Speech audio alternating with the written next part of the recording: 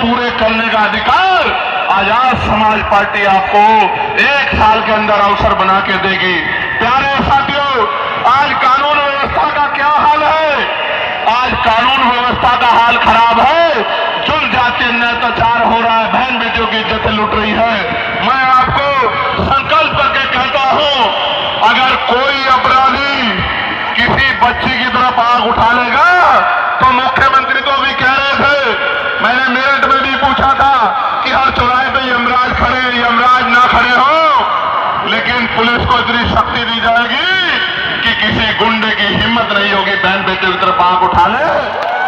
और उठाएगा, अगर कोई गुंडा उठाएगा तो आज की पुलिस तो 1 गोली मारती है, 2 गोली मार के उसको जो है पूरी जिंदगी के लिए इस लायक नहीं छोड़ेंगे कि वो किसी बहन बेटी की तरफ आंख उठा के देखने का काम करे।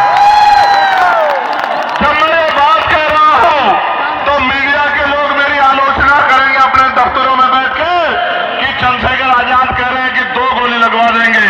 लेकिन मैं कह रहा हूं, बाबा साहब अम्बेडकर ने कानून मंत्री पद से इस्तीफा दे दिया था बहन बेटियों को हक अधिकार दिलाने के लिए।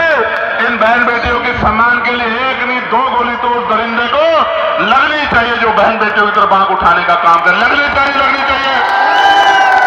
प्यारे साथियों, आज महंगाई ने कमर तोड़ दी है।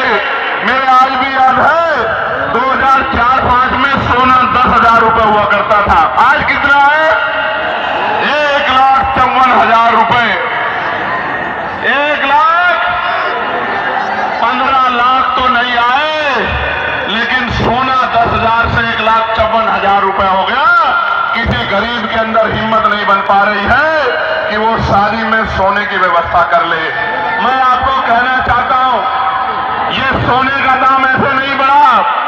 हमारे प्रधानमंत्री जब मुख्यमंत्री हुआ करते थे गुजरात के, तो कहा करते थे कि रुपए की कीमत ऐसे नहीं गिरती है, रुपया गिरता है तो प्रधानमंत्री की साख गिरती है।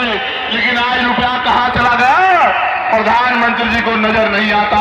मैं आपको कहना चाहता हूं, अमीरों की तिजोरियों में जो पैसा भ्रष्टाचार का उठा के रख लिया है, इस भ्रष्टाचार पे ऐसी चोट करेंगे कि इन अमीरों को भ्रष्टाचार का पैसा निकालना पड़ेगा और ये पैसा गरीबों के घरों तक पहुंचेगा। गरीबों के रोटी का व्यवस्था, कपड़े की व्यवस्था, पानी की व्यवस्था, शिक्षा की व्यवस्था और चिकित्सा व्यवस्था, इस भ्रष्टाचार के पैसे को अमीरों की तिजोरी से निकाल के गरीबों तक पहुंचाने का काम हम लोग करेंगे।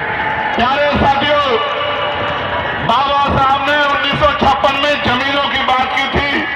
मैं आपके सामने कहना चाहता हूं, पुरानी सरकारों ने जितनी जमीन दी थी गरीबों को, अति पिछड़ों को, दलितों को, चुन चुन के उन जमीनों को छीनने का काम सरकार कर रही है।